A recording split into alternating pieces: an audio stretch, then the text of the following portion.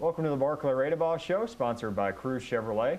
Kevin O'Rourke alongside the head coach of the Bucks as CSU prepares for Week 6 of Big South Conference play at High Point on Thursday and then back home Saturday against Winthrop. And Coach, guys come off a tough week, losses at home here to Radford and then on the road to VMI. And just getting late in the conference season, so I'm sure you're eager to see how your team responds. Well, yeah, let's see what we can do here in the second half of the conference schedule. And certainly it's laid out a difficult schedule for us with 4 of our last 6 on the road and against very high-quality opponents who are playing well. So we're being tested, certainly tested last week, and see how we can respond. Charleston Southern will take on High Point on Thursday, a High Point team that has really gotten it going off a slow start. But first we'll recap last week, taking a look at some highlights from the game against Radford here at the Buck Dome last Wednesday. And we talked about Radford's athleticism coming into the game, especially Javante Green, and they put that on display in the game. They really did. Radford's playing really well, as are a number of teams in our league, playing at a very efficient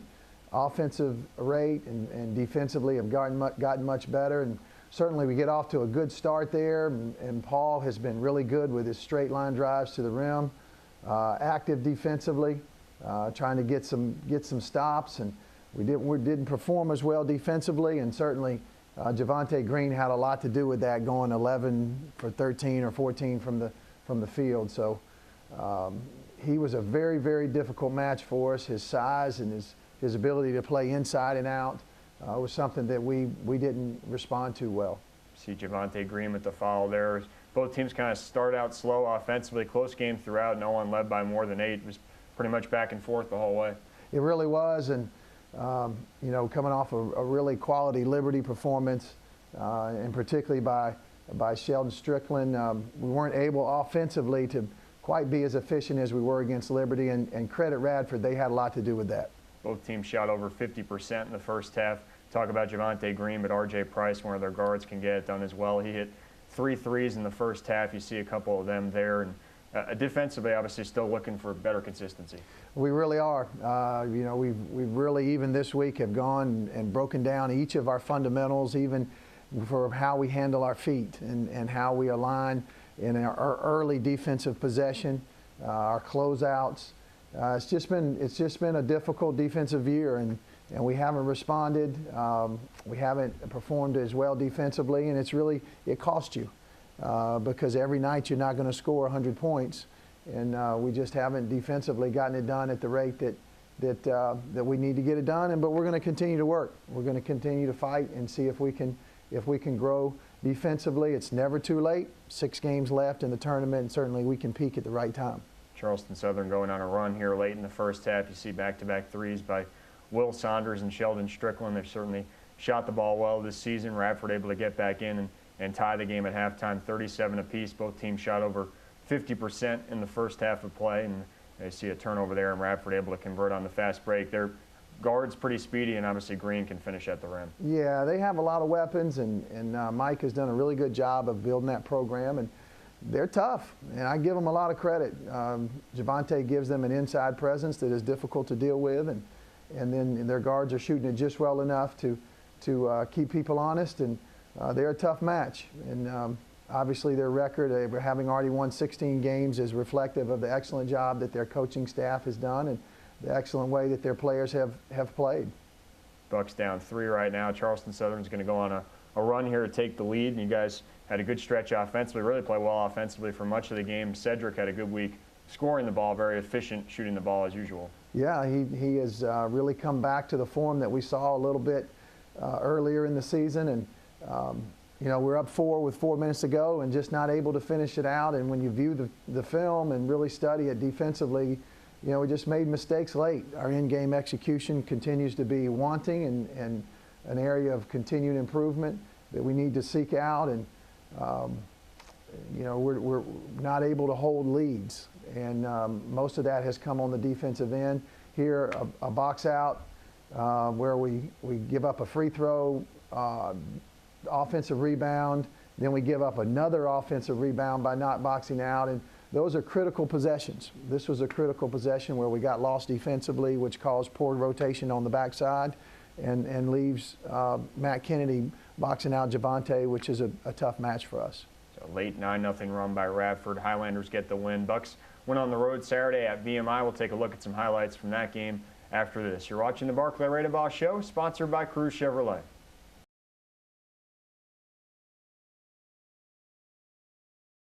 Welcome back to the Barclay Radebaugh Show, sponsored by Cruise Chevrolet. Kevin O'Rourke alongside the head coach of the Bucks. We took a look at some highlights from last Wednesday's game against Radford. We now move into Saturday's contest at VMI, and obviously anytime you make the long trip up to Lexington, that's tough in and of itself, and Duggar Bockham's got a good team this year. He really does, and much like Radford, being able to throw it inside and score with Covington being so efficient gives them a real advantage in the Big South. Figured this would be an up-and-down game, and it certainly was that. VMI 92-84, the final, kind of a nip-and-tuck first half again. Will Saunders hits the three there off the assist from Sa Nimley, and certainly good to have him back in the lineup for you Yeah, guys. it really is. Sa was effective this game, and it's nice to have him back. And we're hoping that his knee will continue to respond to treatment, and we'll be able to have him back for some of the games down the stretch. Sa came off the bench after missing 2 games, 17 points, 4 assists for him to lead the way offensively for the Bucks. You mentioned throwing it inside, and see DJ Covington that time kicking it outside to Brian Brown. He really hit some big shots for them in the first half. He really did, and Brian Brown, when they were sputtering in some other areas, we hit 5 threes in the first half to keep them in it and keep them working at an effective rate offensively. And he's kind of an unsung hero for him and for VMI, in that there's a lot of attention on QJ and a lot of attention on Covington and Rodney, and there you got another excellent shooter, very reminiscent of the way we like to play.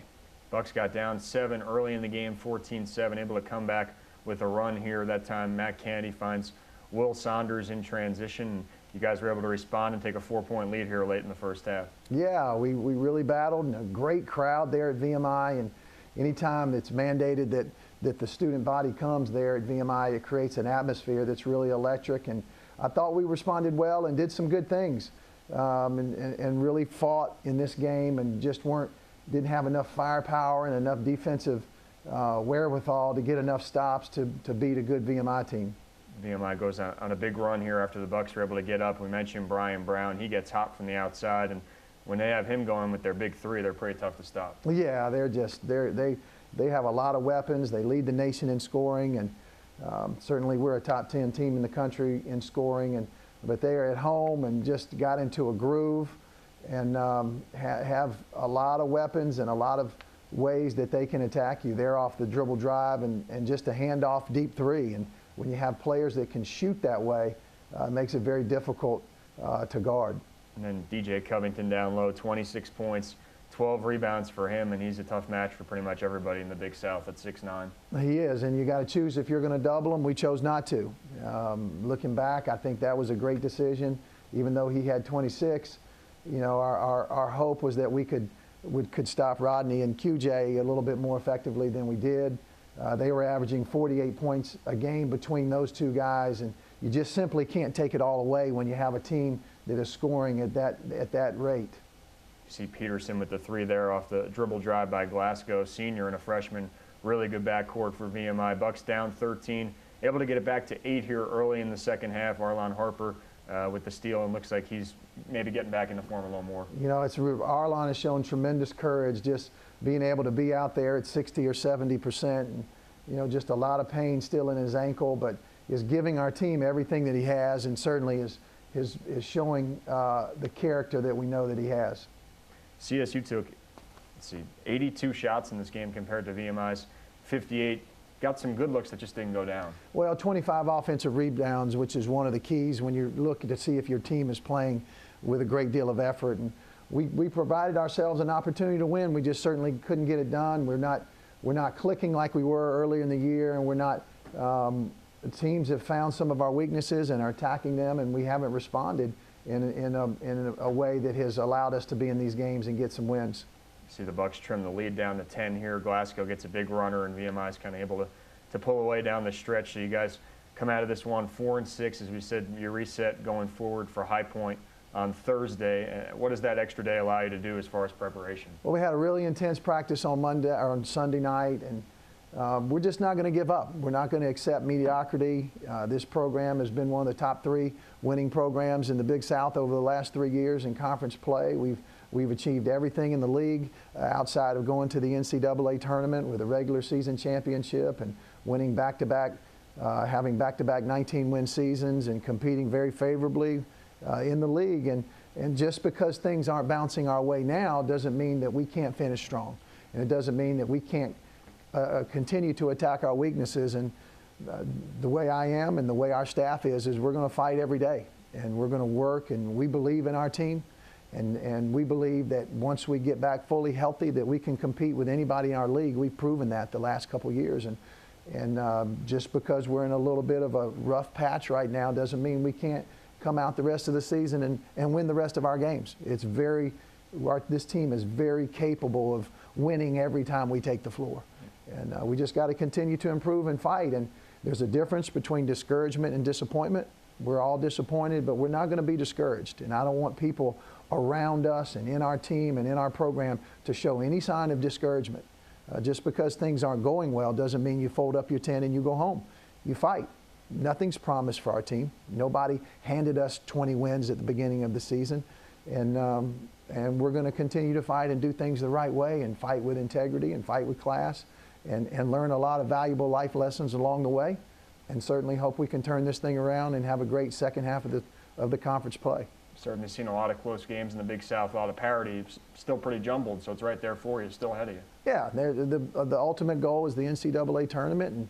And I think through the years, we can think of 10 to 15 teams that get hot at the last couple weeks and hot into the tournament and end up going to the NCAA tournament. So I'm just not one to have a nature that we're going to give up. And we're going to fight until the final buzzer and until they tell us we can't play anymore. We're going to fight like crazy. And Sunday night, our practice was indicative of that. And it was so intense that we had to take Monday off. And we're going to continue to fight like that. And anybody that doesn't want to fight like that is not going to be able to participate. Charleston Southern back on the floor Thursday at High Point. It's a good High Point team. We'll talk a bit about them after this. You're watching the Barclay Radebaugh Show, sponsored by Crew Chevrolet.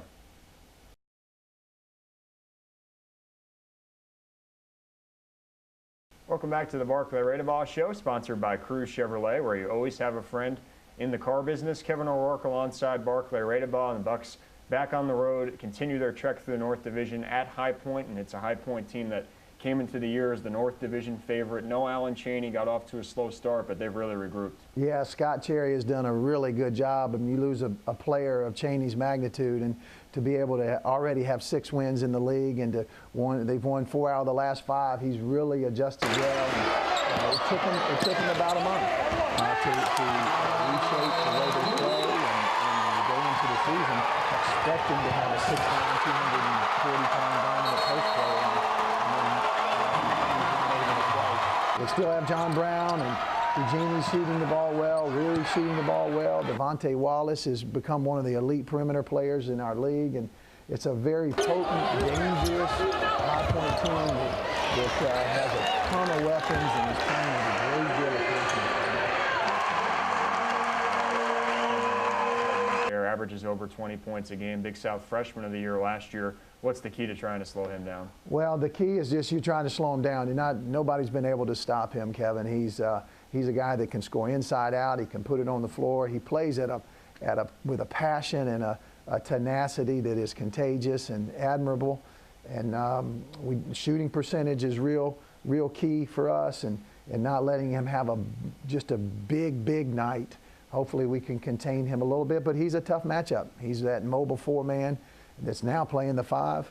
That is a matchup problem for everybody in our league. And one of the things that has really helped him is his perimeter players are shooting the ball at an amazing clip and making a ton of threes the last 5 or 6 games. So we certainly have our hands full. It should be an electric atmosphere with the game being on ESPN and the effort that I know High Point will put in to growing a big crowd. For your team that's obviously experienced winning the last couple of years, a lot of guys returning, how eager do you think they are to get back to getting those victories? Well, I think I don't think we flinched. It's not an issue that our guys have given up. It's not a chemistry issue. It's not an issue that has brought a total lack of confidence with our losses. Our guys still carry themselves well, and you know, honestly, for 3 weeks I haven't talked about injuries. I haven't allowed that to be an issue. But I just challenge anybody to take the 2 leading scorers off your team. For High Point, take away Devontae Wallace and John Brown. And not only, even when they come back, maybe that they're not at 100%. And we've had to, much like Scott has had to do there at High Point, we've had to totally reshape how we do things. We got guys playing totally different positions than we have, and our rotation has not been the same since San Arlan saw getting back for the VMI game. But honestly, if you watch him play at what, 65% of his normal self, and Sa without elite quickness just isn't Sa. So we're going to be tough through it though, and we're going to fight through it, and there's going to be a lot of good that comes out of this. And just because we have a couple injuries doesn't mean we can't win, but it does mean that we're going to have to reshape and retool how we attack games. And that's been a real challenge for our coaching staff, but one that hopefully we can be up to. And we're just never going to quit and never going to quit trying and until they tell us we can't play anymore. So another 2-game week for Charleston Southern. Again, Thursday, Saturday this week. Thursday at High Point, 7 p.m. tip at the Millis Center. Then back home Saturday, one of 2 home games remaining as Winthrop comes to the Buck Dome, 5:30 tip on Saturday. For Barclay Radebaugh, my name is Kevin O'Rourke. Thanks for watching the Barclay Radebaugh Show, sponsored by Cruise Chevrolet.